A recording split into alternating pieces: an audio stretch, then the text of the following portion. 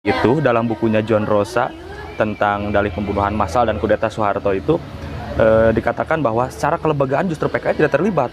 Tidak terlibat. Iya, terus siapa? Dalam skema politik, ketika kita ingin melihat sebuah kejadian,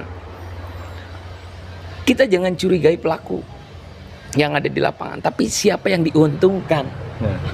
Siapa yang diuntungkan dari kejadian tersebut, kan gitu. Nah, kita sudah lihat bersama kan. Siapa yang diuntungkan? Siapa? Untung. Untung mah repot atau. Tapi ada kaitannya dengan Ahmad Nasution nggak? Nah, kalau Abdul Aziz Nasution kita bisa lihat kenapa dia lolos. Kenapa ya? Kenapa ya dia lolos dalam penculikan? Beliau itu jadi salah satu target. Padahal salah satu target. Salah satu target. Dan yang menjadi pertanyaan besar, kenapa Pangkostrat tidak jadi target? Kenapa ya? Kenapa Pangkostrat tidak jadi target? Padahal ketika semua vacuum of power di seluruh struktur badan Angkatan Darat, yang pasti bercokol itu adalah Kostrat. Gitu. Nah, di situ Pangkostrat tidak. Siapa Pangkostratnya? Ya presiden kedua kita.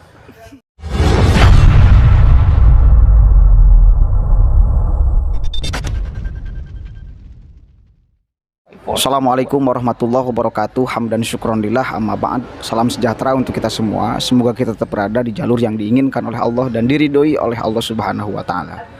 Masih segmen tentang PKI, sahabat-sahabat sekalian. Jadi saya menghadirkan lagi dua narasumber yang insya Allah mapan, paham tentang kesejarahan PKI. Yang masih banyak kemudian kontroversi, masih banyak kemudian versinya. Sebetulnya saya ingin menanyakan nih secara serius, tapi Pak, ini soalnya orang lain juga menanggapi tentang PKI ini serius, Pak. Sementara hari ini banyak sekali kemudian mengguling di media sosial tentang kebangkitan PKI, maka saya ingin menanyakan dulu, itu dalang PKI itu siapa sebetulnya tuh? Dalang G30 SPKI Siapa? Dalang G30 SPKI itu siapa sebetulnya? Saudara, barangkali bisa dimulai dari Pak Dewa. Mangga, beliau yang kemarin lulusan UPI Sejarah S2. Jadi insya Allah tidak akan nyeleweng analisanya tentang sejarah. Mangga Pak, siapa dalangnya?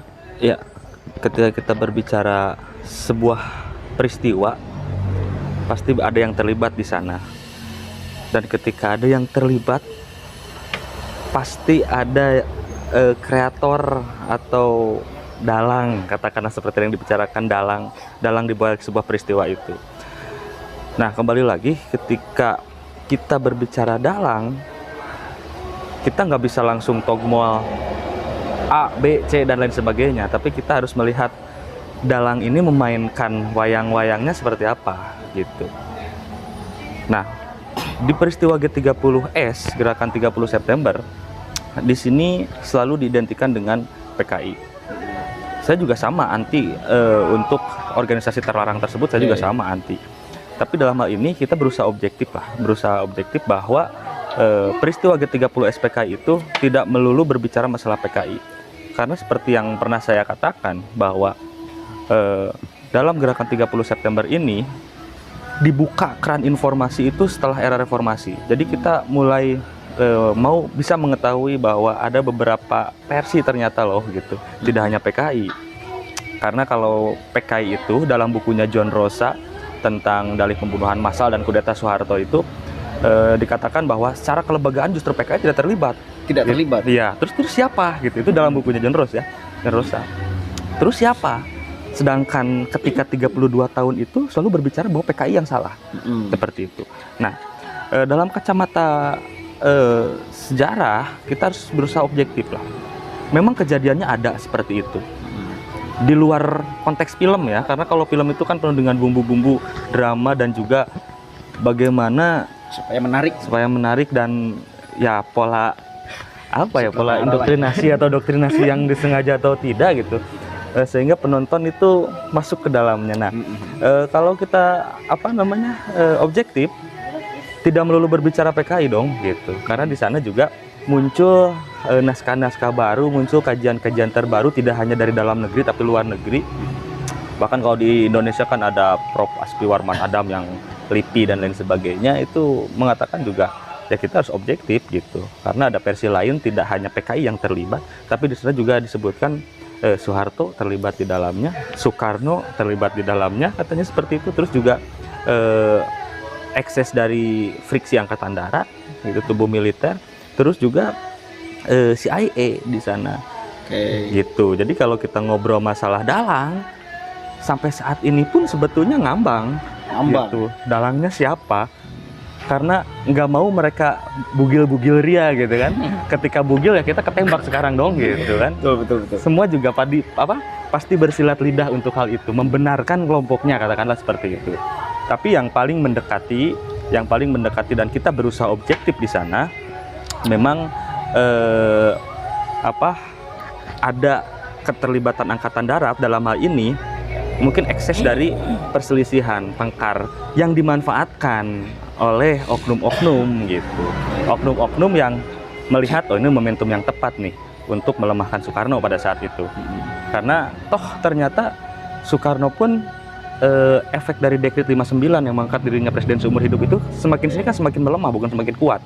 Nah ini momentum yang tepat sepertinya untuk bisa dikatakan lawan-lawan politik Soekarno gitu. Sehingga muncullah peristiwa itu 30 September gitu. Itulah mungkin gambaran kasar ya, gambaran awalnya gitu. Oke, siap. Berarti tidak melulu fakta G30 SPKI itu tentang atau kejadiannya oleh PKI. Ya, betul. Banyak versi, itu catat. Kemudian Bung, menurut Anda Bung, siapa dalangnya Bung? Jujur Bung, ini jujur nih. Enggak, kalau jujur ya saya bukan PKI gitu kan. Memangnya saya siapa? Harus jujur kan gitu. Kenapa Anda bukan PKI maksudnya? Bukan bagian daripada GS30 SPKI. Kenapa Anda bukan PKI? Pertanyaannya seolah-olah. Seolah-olah ada tendensi ke saya. Nah, jadi kalau kita berbicara tentang G30 SPKI itu merupakan sebuah kalau dalam istilah teori reproduksi itu klimaks ya. Klimaksnya. TikTok. Teori reproduksi. Itu klimaksnya. Ada investasi Tapi kontroversi. nggak editan sil. Oh enggak lah. Kan nggak pernah selesai. Nah, oke. Kalau kita berbicara soal G30 SPKI, betul tadi apa yang dikatakan oleh sahabat Dewa di situ, tentunya banyak sekali keterlibatan di situ, dan itu pun merupakan klimaks dari adanya investasi kontroversi ya, permainan kasar di belakangnya itu tentu. Nah, kalau kita dalam skema politik, ketika kita ingin melihat sebuah kejadian, kita jangan curigai pelaku yang ada di lapangan, tapi siapa yang diuntungkan. Siapa yang diuntungkan dari kejadian tersebut, kan gitu. Nah, kita sudah lihat bersama kan. Siapa yang diuntungkan? Siapa? Untung. Untung mah repot atau? Iya non forma ya, biasa ajanya. Nah, serius berarti biasa. Tapi jawabannya kan serius gitu. Nah, lalu kalau kemudian kita melihat siapa yang terlibat, kita jangan berbicara siapa dalang dulu lah. Nanti silahkan dalangnya. Sampai hari ini pun belum jelas dalangnya siapa. Tapi siapa yang terlibat di situ? Dan siapa yang diuntungkan? Nah, itu poin pentingnya. Siapa yang diuntungkan? Nah, yang terlibat tentunya ini ada rekam jejak. Jadi G30 SPKI itu tidak meletus dengan sendirinya gitu. Ada yang seperti saya sering katakan, ada investasi kontroversi di belakangnya. Ada investasi gerakan di belakangnya. Kalau kita lihat Indonesia dengan hubungan eksternal Indonesia dengan Amerika Serikat kah, dengan Uni Soviet kah. Nah, ini salah satu faktor yang mempengaruhi meletusnya G30 SPKI. Di luar Indonesia sedang dalam wacana global pada saat itu sedang terjadi yang namanya perang dingin ya. Perang dingin antara kubu timur dengan kubu barat gitu. Nah, kubu barat direpresentasikan sebagai kubu yang lebih liberal ya, kapitalistik gitu. Di sana ada Amerika Serikat, Inggris dan lain-lain sekutunya. Di kubu timur di sana ada negara-negara Eropa Timur dan negara-negara di dunia ketiga di sana gitu. Karena kalau kita lihat komunisme itu bisa hidup di satu wilayah yang wilayahnya tersebut terjadi gap yang cukup besar antara si orang kaya dengan si miskin. Gapnya cukup jauh di situ tempat hidupnya komunisme. Jadi kalau kita mau istilahnya mau membasmi komunisme berarti kita basmi kemiskinan, kan seperti itu. Dan juga basmi kekayaan atau tidak? Waduh. Nah kan gitu. Nah siapa yang terlibat pada saat itu? Tentunya saya mengira ada keterlibatan CIA di situ. Keterlibatan CIA. Keterkaitannya dengan apa? Pertama, CIA terbukti membidani Permesta, PRRI Permesta di sana. Ada keterlibatan. Lalu ada tragedi-tragedi lainnya sebelumnya, kan gitu. Ini terbukti kan adanya suhu panas konstelasi politik di ranah global gitu. Soviet dan Amerika Serikat. Bukan berarti Soviet juga tidak memainkan peranan dari KPBG itu. yang ininya CIA-nya Uni Soviet kan gitu kan. KGB, agen KGB-nya. Nah itu kan juga sama, mereka juga memainkan hal tersebut. Dua pengaruh negara tersebut main di dalamnya. Terakhir ada juga kontroversi dokumen Gilchrist ya, kedutaan besar Inggris ya. Corliss Paper. Banyak sekali kan. Ini banyak sekali keterlibatan asing di Indonesia, dalam hal ini G30 SPKI. Lalu kita melihat di dalam kita melihat tubuh militer betul apa yang tadi dikatakan sahabat Dewa juga kan, di sana merupakan adanya ekses pertarungan politik di tubuh militer, terutama angkatan darat di situ.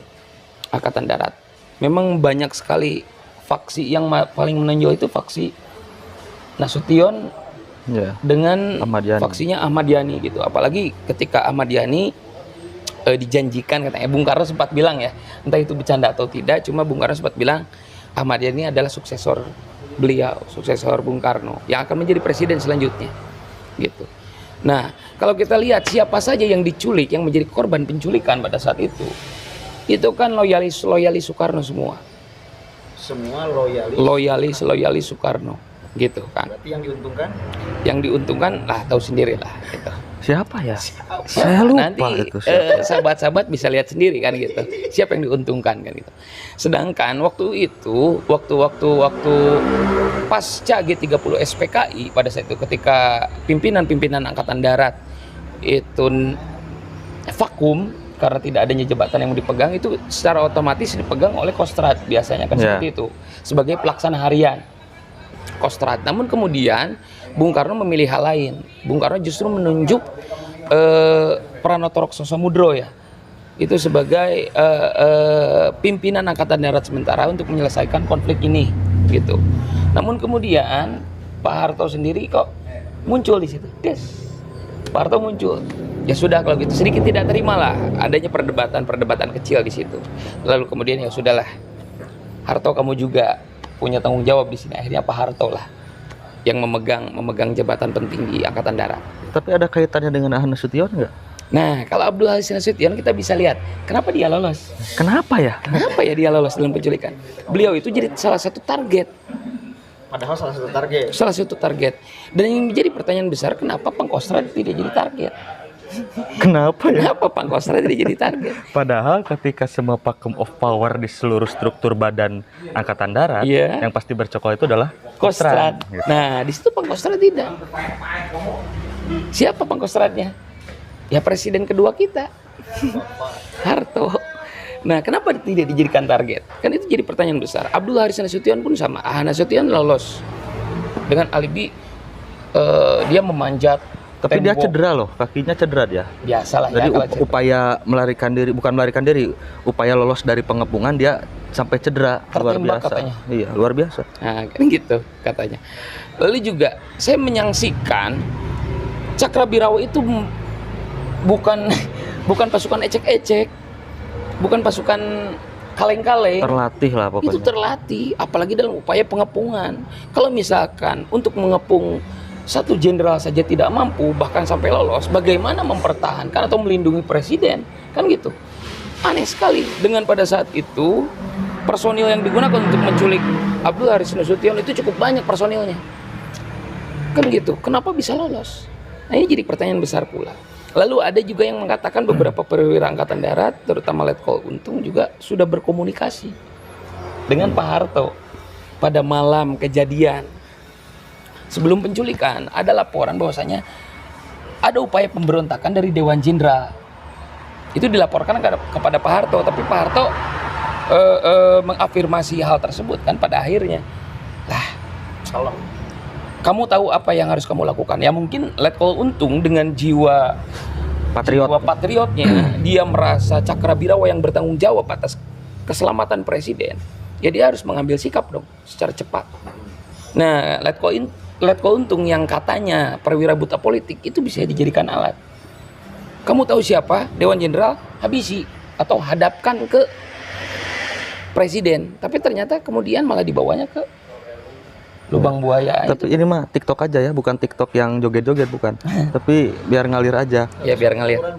Ya posisinya gini apa namanya, terlalu bukan naif ya, tapi tumbahnya itu besar gitu, sampai Ahana Nasution pada saat itu dalam tanda petik mengorbankan anak lah, mengorbankan ajudan lah, Pierre Tendean dan Ade Irma gitu kan. Itu luar biasa sekali, harusnya dong terpukul sekali Nasution kalau memang seolah-olah kecenderungannya Nasution terlibat nih gitu ya.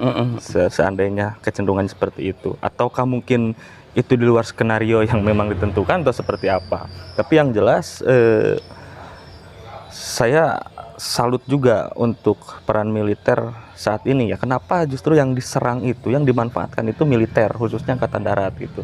Mungkin CIA dalam hal ini, kalau memang keterlibatan atau dalang secara utuh adalah CIA, berpikiran bahwa tentara Angkatan Darat itu memiliki power yang besar, sehingga bagaimana caranya dibuat manajemen konflik yang sedemikian rupa dan memanfaatkan momentum ketika ada faksi dalam tubuh Angkatan Darat ini, maka muncullah CIA di sana dengan pola-pola pemanfaatan, katakanlah Untung tadi ya, terus dengan pola-pola pendekatan dengan Soeharto dan lain sebagainya, pendanaan gerakan separatis dan lain sebagainya, mungkin saja seperti itu gitu. Tapi sangat disayangkan kalau memang Ahana Nasution bagian di dalamnya itu sangat sayang sekali gitu.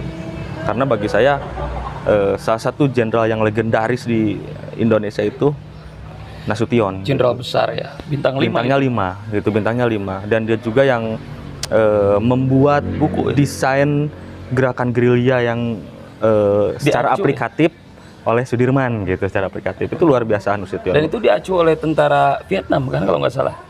Di mana-mana gitu, luar biasa. Sistem pertahanan semesta ya, katanya. dan sampai pada akhirnya muncul ketika Orde Baru ini lahir, muncul pola duifungsi ABRI, di mana ABRI ini tidak hanya menjadi alat pertahanan negara, tapi menjadi bagian dari politik negara yang ikut menentukan sebuah alur kebijakan. Bahkan di dalam duifungsi ABRI ini, melalui duifungsi ABRI ini, Soeharto membuat sebuah komando teritorial, dia terstruktur dari mulai jabatan tertinggi sampai terendah semua militer. Mungkin merasakan lah di era-era kita dulu gubernur Kita militer. siapa? Saya lahir tahun 93 soalnya. 93. Jadi jangan bilang kita ya, kami saja. Posisi kami gitu ya. Oh, kami yang sekarang bukan?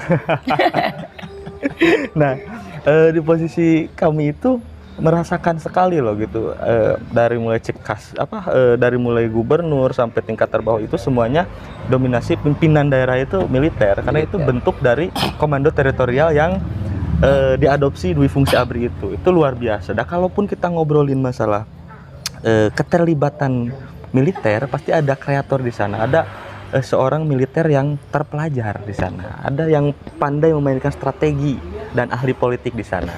Nah tentunya kalau tadi nyerempet-nyerempet ke arah Nasution, memang Nasution sangat mumpuni gitu, sangat-sangat mumpuni. Dan bukan berarti Nasution sebagai grand design gerakan G30 SPKI, tapi mungkin ini diadopsi oleh oknum yang melihat peluang, oh Nasution, Ahmad Yani, oh ini gitu, ada peluang-peluang itu sehingga dibuatlah pola-pola sedemikian rupa gitu.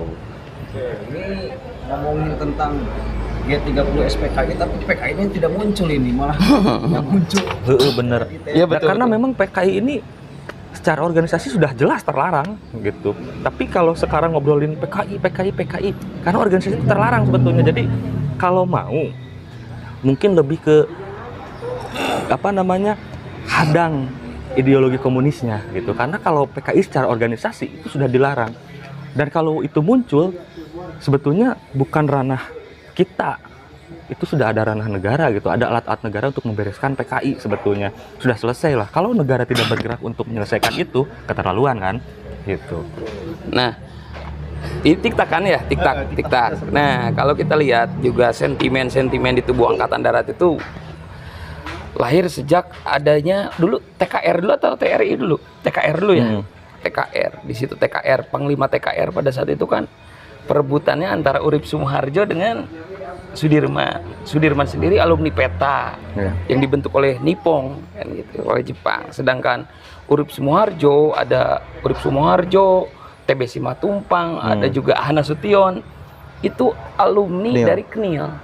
Nah, itu pasukan tentara kerajaan Belanda yang ada di Hindia Belanda. Dan yang terpilih pertama kali lucunya itu adalah Supriyadi yang tidak hadir pada saat rapat itu. Iya. Dan dinobatkan lah, katanya kan Supriyadi dinobatkan sebagai ketua tentara nasional kita pertama, tapi tidak hadir karena memang Supriyadi ini menghilang, apakah itu diculik ataukah itu meninggal di perjalanan atau seperti apa, sehingga perdebatan lagi tuh ngadu Sumoharjo sama Sudirman itu. Jadi rumit memang di tubuh Angkatan Darat sendiri, rumit. Sentimen dari alumni gitu, alumni lah aku bilang itu alumni antara KNIL dan PETA itu sampai hari ini kemungkinan bahkan klimaksnya ya, bahkan G30 SPKI mungkin itu ada keterkaitan juga dengan salah satu faktornya adalah itu tadi gitu. Sudirman itu kan menang di air kan, menang air. Jenderal Sudirman itu menang air suaranya kan gitu. Nah, Ahmad Yani itu juga PETA, alumni PETA bukan KNIL. Nah, ini kan yang menjadi faktor di dalam Angkatan Darat sendiri. Nah, Angkatan Darat juga mempunyai kecenderungan dalam politis itu lebih kuat dibandingkan matra-matra lain seperti udara dan angkatan laut kan gitu. Ini menjadi bahan pertimbangan kita ketika kita mau melihat sebuah tragedi, apalagi G30 SPKI. Ada nggak keterkaitan ke situ? Kan gitu.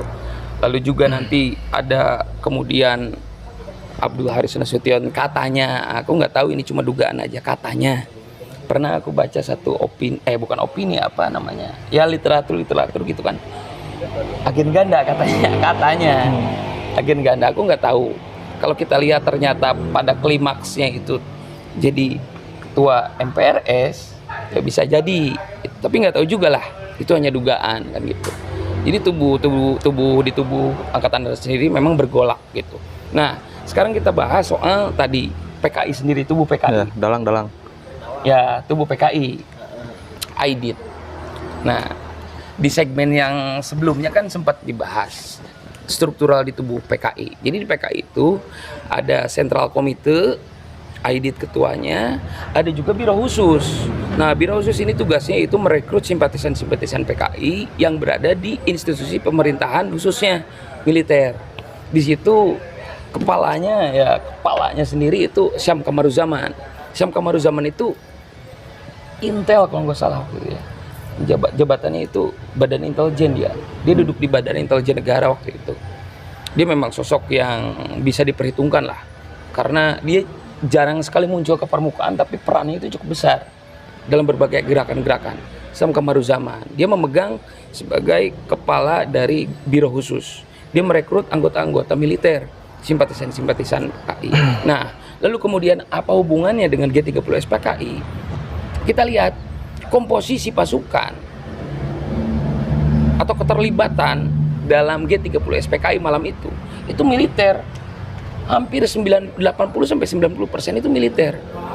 Lalu partai politik mana yang mampu menggerakkan militer?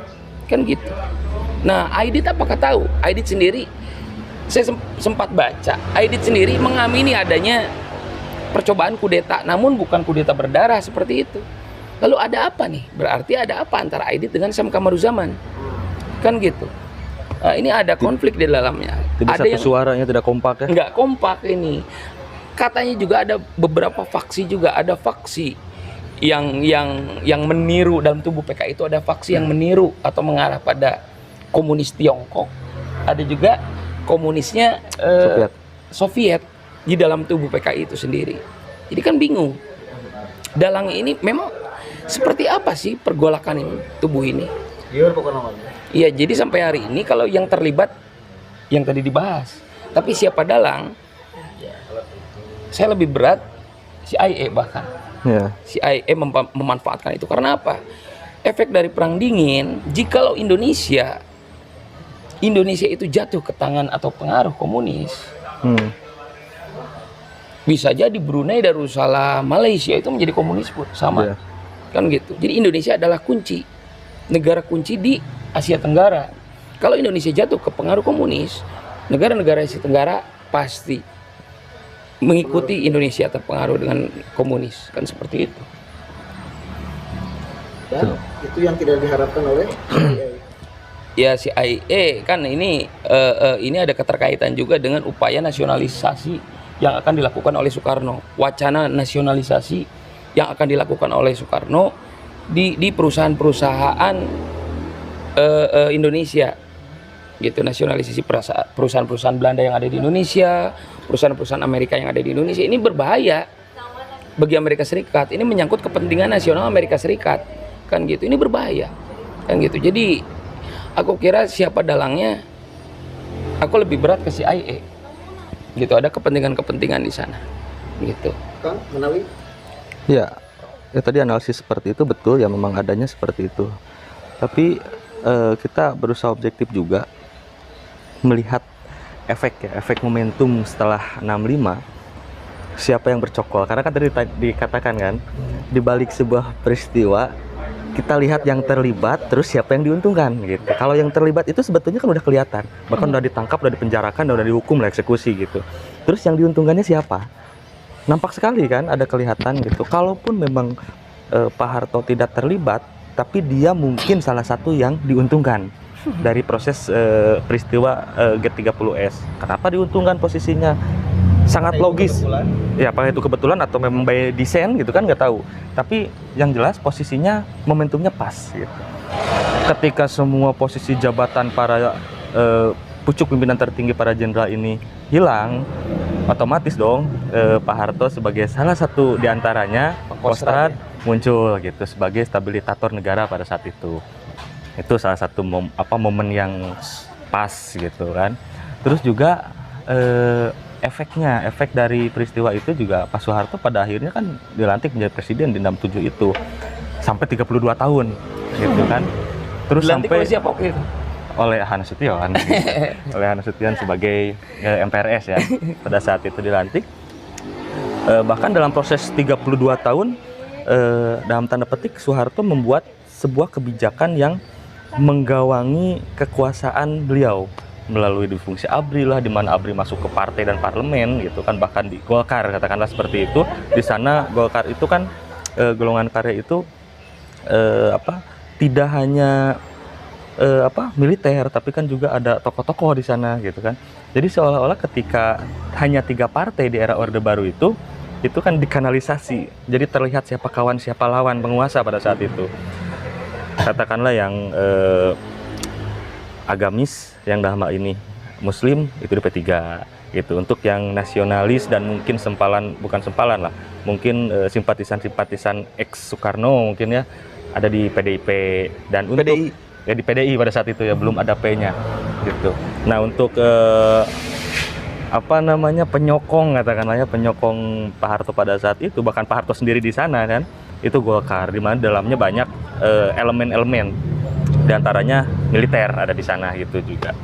Nah ini kan luar biasa. Jadi kalau saya melihat apakah dalangnya ini Pak Harto, bagi saya dugaannya seperti itu gitu.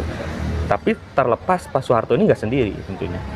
Pak Soeharto nggak sendiri karena dengan kekuatan beliau sangat berat rasanya untuk melawan, kalau di internal Angkatan Darat, untuk melawan Hannes Sution dan juga Ahmad Yani sangat berat. apalagi untuk melawan Soekarno gitu. Tapi dalam rekam jejak hubungan antara Soeharto dan Soekarno ini kan pasang surut memang. Dari mulai pembebasan Papua lah, dari mulai peristiwa Jogja lah, ini pasang surut hubungan antara Soekarno dengan Soeharto. Terlepas masalah personal pribadi, tapi dalam hal ini Soeharto melihat ada momentum dan mungkin didorong-dorong juga oleh CIA gitu. Karena itu modal itu nggak sedikit untuk membuat sebuah gerakan yang luar biasa, apalagi pembunuhan jenderal. Jenderal itu kan bukan orang yang sembarangan ya, jenderal gitu. Jangankan jenderal, ayeuna kababinsa aja kita nggak berani kan gitu. Apalagi jenderal gitu kan, luar biasa. Itu bukan sesuatu perkara yang mudah. Maka Soeharto sendiri kayaknya nggak mungkin gitu. Dan dalam Gilchrist, dalam Cornell Paper dan lain sebagainya itu mengatakan bahwa ada komunikasi antara Soeharto dengan pihak Amerika terkait beberapa hal ke depan gitu, beberapa hal ke depan.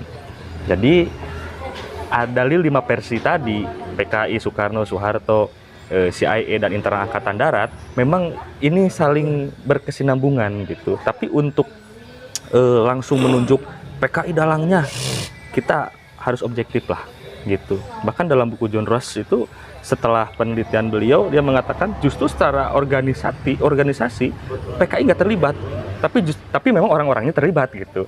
Tapi bukan atas nama PKI pada saat itu, karena isunya kan Dewan Jenderal memang. Terus untuk Soekarno, justru Soekarno kalau saya rasa pada saat itu, entahlah dia mengetahui atau tidak gitu ya, tapi pada saat itu dia posisinya seolah-olah disembunyikan. Banyak yang bertanya Soekarno di mana gitu. Soekarno di mana nih pada saat itu?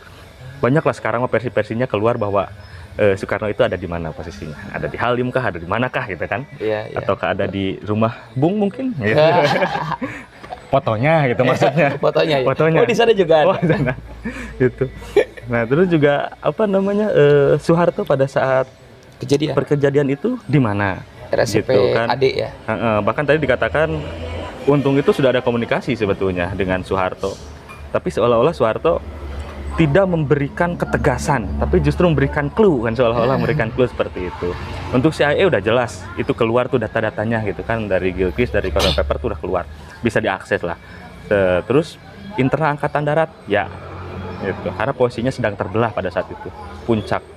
Dan hubungan Soekarno dengan militer AD itu sempat gonjang-ganjing efek dari moncong senjata yang diarahkan ke istana itu gitu. Itu kan dengan siapa Soekarno bertengkar gitu kan? Abdul Haris Nasution. Nah, diantaranya dengan Abdul Haris Nasution. Jadi ada pasang surut hubungan rumah tangga ya, kemesraan itu pasang surut. Tapi di sisi lain mereka bergandengan. Bahkan dalam beberapa foto di di dunia maya, di internet itu ada foto yang menunjukkan Soekarno, Nasution, Soeharto, mereka sedang berdampingan loh, sedang mesra-mesranya gitu kan. Itu selalu dijadikan ya bisa meme lah, atau bisa dijadikan sebagai kunci bahwa sindiran 65 itu mereka gitu. 65 itu mereka, tapi dalam artian ya nggak mau disebut dalang atau apa gitu, tapi 65 itu melibatkan nama-nama mereka loh gitu, Soekarno, Nasution dan Soeharto gitu. Mereka terlibat di dalamnya, tapi yang menjadi dalang kecenderungan saya lebih di Orde Baru yang disokong oleh CIA gitu, yang memanfaatkan momentum internal angkatan darat itu. Iya. Lalu nyambung lagi nih Tiklak ya. Nah, kalau misalkan kita lihat G30 SPK ini pun ada kaitannya dengan upaya Soekarno ketika keluar dari PBB 6 April atau berapa ya, keluar dari PBB lalu membentuk PBB tandingan. Waktu itu CONEFO ya, Conference the New Emerging Forces itu. Bung Karno keluar dari PBB lalu mendirikan PBB tandingan lah istilahnya gitu. Pertama-tama melakukan sebuah agenda bersama negara-negara belahan dunia ketiga lah ya, negara dunia ketiga, dengan adanya sebuah agenda bersama yaitu GANEFO, Games of New Emerging Forces gitu, sekelas ASEAN Games atau apa gitu, atau SEA Games ya mungkin, atau Olimpiade, bahkan Olimpiade kayak gitu kan, ada di sana. Lalu membuat yang setelah adanya GANEFO lalu membuat lagi CONEFO, Conference the New Emerging Forces, dengan dibangunnya, salah satunya buktinya adalah dengan dibangunnya komplek MPR pada saat ini, digunakan untuk MPR, Kompleks Senayan itu MPR DPR. Waktu itu digunakan untuk gedung PBB tandingan. Isinya 55 negara pada saat itu. sudah mengikuti di situ. Nah ini cukup berbahaya, apalagi kalau kita lihat kemampuan militer Indonesia pada saat itu. Indonesia merupakan satu-satunya negara dengan kemampuan militer yang mungkin dengan Belanda pun itu di atas Indonesia, kan gitu. Apalagi Indonesia itu sudah disuplai dengan KRI Irian Barat, kan gitu. Ini bahkan Amerika Serikat atau Inggris waktu itu sempat bilang Indonesia sudah menjelma menjadi kekuatan militer di belahan bumi selatan, kekuatan militer besar. Nah ini berbahaya jika dikaitkan dengan kepentingan nasional negara-negara Barat, terutama di Asia Tenggara. Ini cukup berbahaya, ini harus di-cut, ini berbahaya. Soekarno udah cukup berbahaya, apalagi upaya menasionalisasikan perusahaan-perusahaan asing yang ada di Indonesia. Wah ini udah keterlaluan Soekarno, kan gitu, berbahaya. Makanya wah ini gimana caranya Soekarno harus Dan pinter ya, maksudnya pinternya begini, karena yang bercokol itu Soekarno dengan kekuatan militernya yang hebat, sehingga peristiwa G30S itu melibatkan diantaranya Soekarno dan militernya juga, gitu. Dibelah-belah lah militernya gitu ya, entahlah diagitasi atau di seperti apa gitu ya, apa dikomporin gimana, sehingga militer terjadi paksi, akhirnya nggak solid, nggak ada pola dukungan ke Soekarno, dua-duanya repotan gitu kebakarannya. dulu juga kan. Memang kalau kita lihat pada zaman Soekarno untuk pemenuhan alutsista sendiri kan, angkatan darat, angkatan udara dengan angkatan laut itu lebih cenderung Soekarno menganak-emaskan angkatan laut dan angkatan udara. Itu dengan terbukti bagaimana Soekarno memenuhi kebutuhan angkatan udara pada saat dengan pesawat pembom strategis lah, dengan dimanjakan lah. Angkatan laut sama sampai loyal waktu itu kan, KKO pada saat itu. Korps Komando Operasi waktu itu bilang kan sempat seperti ini. Hitam kata Bung Karno, hitam KKO. Putih kata Bung Karno, putih KKO kan. Sampai ada loyalitas seperti itu kan terhadap presiden. Nah, ini yang membuat kecemburuan lah di internal TNI. Bahkan itu dikuatkan lagi dengan sebuah argumen yang dikeluarkan oleh Laksamana Omar Dhani pada saat itu. Udahlah, angkatan darat itu cuma baris berbaris saja, kan gitu. Nah ini berarti bukti di mana adanya sentimen antar matra, udara, laut, dan darat. Nah lalu juga apa keterkaitan Letkol Untung di situ juga itu dikuatkan dengan argumentasi yang dikemukakan oleh Letkol Untung, bahwasanya saya masih percaya saya akan diselamatkan oleh Pak Harto. Kenapa? Karena Panjang banget ya. Karena Pak Harto dan Letkol Untung itu sudah mempunyai kedekatan secara emosional sejak di Kodam Diponegoro. Itu anak emasnya Pak Harto itu, Letkol Untung. Lalu bahkan Letkol Untung kemudian duduk di internal Cakrabirawa, yang Cakrabirawa notabene adalah pasukan pengawal presiden, itu lewat dorongan dari Pak Harto selaku Pangdam Diponegoro pada saat itu, dipromosikan ke Jakarta menjadi ya itu tadi Cakrabirawa, namun ring 3 atau ring 2 pada saat itu Letkol Untung. Jadi pasukan pengawal presiden pada saat itu. Jadi ini keterkaitan ini cukup rumit. Siapa dalangnya? Saya lebih berat ke CIA, kalau sahabat Dewa lebih berat ke Pak Harto yang kemudian Pak Harto tidak berdiri sendiri ya. Iya. Nah saya pun sama, mungkin CIA dengan menggunakan siapa di internal birokrasi di Indonesia gitu. Jadi yang pasti yang terlibat sudah jelas siapa saja Yang mendapatkan keuntungan. yang mendapatkan keuntungan siapa, lalu dalangnya siapa saja, bukan siapa tapi siapa saja. Ya, tapi di balik semua itu saya menilai untuk Pak Harto sendiri merupakan militer yang cakap gitu. Militer Kan kostra sih. Iya, cakap memang. Ya terlepas dia terlibat atau tidak, karena bagi saya ketika ngobrolin G30S yang terlibat itu adalah Orba, katakanlah seperti itu, Orde Baru, itu tidak hanya Pak Harto sendirian gitu, karena secara personal Pak Harto militer yang hebat gitu, bahkan nggak mungkin hebat kalau dia nggak ditempatkan di Papua pada saat itu pembebasan Irian Barat gitu kan. Tidak semata-mata Komando beliau Mandala ya. dikesanakan gitu kalau nggak hebat gitu. Nah tapi ada iklan dulu barusan. Indosiar. Nah pada akhirnya Pak Soeharto pun tidak sendiri dan memang ada kedekatan dengan CIA. Terlepas CIA dengan agenda yang sangat besar dengan new capitalism atau seperti apa, neo tadi neo Iya. capitalism, bukan post capitalism. Iya iya.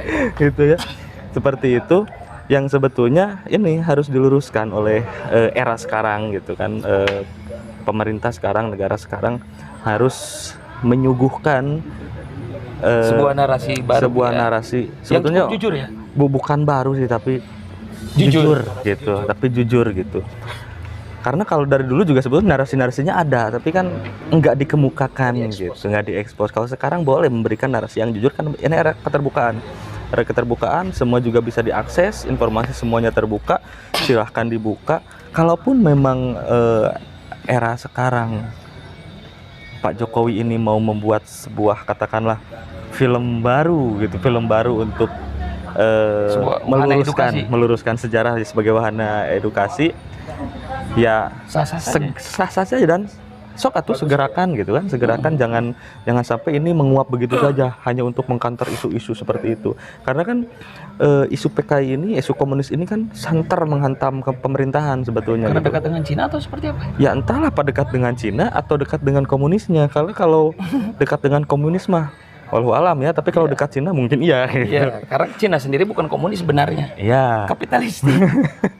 Berubah gitu ya. Iya, berubah.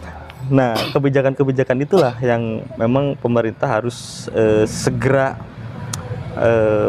menyelenggarakan hal itu gitu, memberikan narasi-narasi segar baru yang tidak nyeleweng dari sejarah yang selama ini agak ditutupi gitu.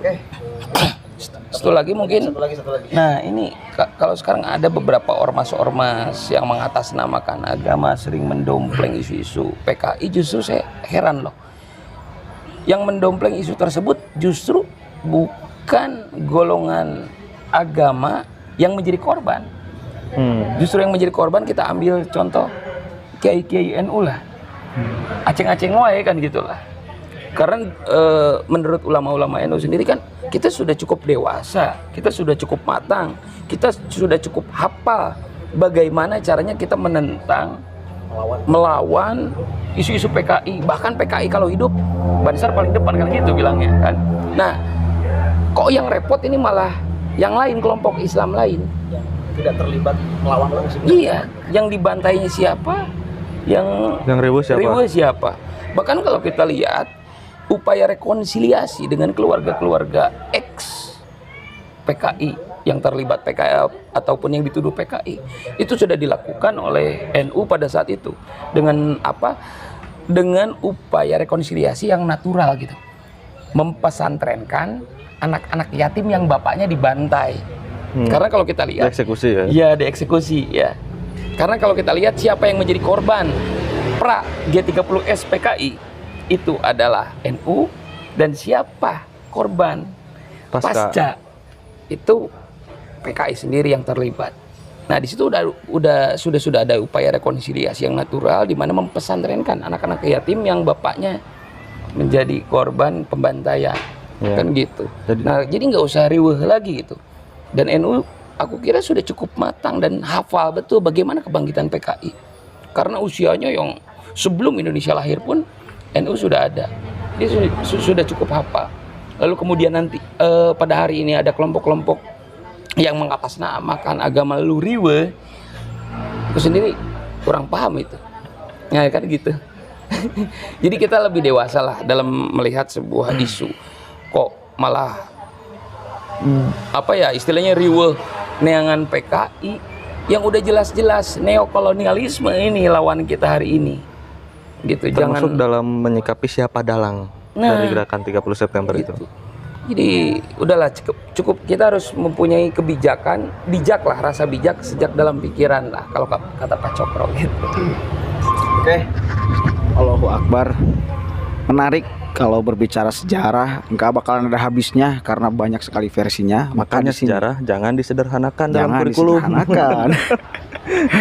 Oke, mungkin itu saja, sangat banyak sekali yang bisa saya ambil pula yang mendengarkan tentang PKI ini, karena saya ingin tahu PKI itu seperti apa, maka saya hadir ke narasumber yang memang sudah mengkaji tentang PKI. Maka jangan sembarangan menentukan PKI apa dan siapa seperti apa kalau misal benar-benar kita tidak mengetahuinya atau tidak mau bertanya terhadap ahlinya, terhadap yang mengkaji tentang sejarah itu sendiri. Oke, mungkin dari rangkaian panjang ini saya kira ini semuanya poin, tidak ada yang kemudian pebercandaan, semuanya poin, mungkin ada 1 jam ini durasinya.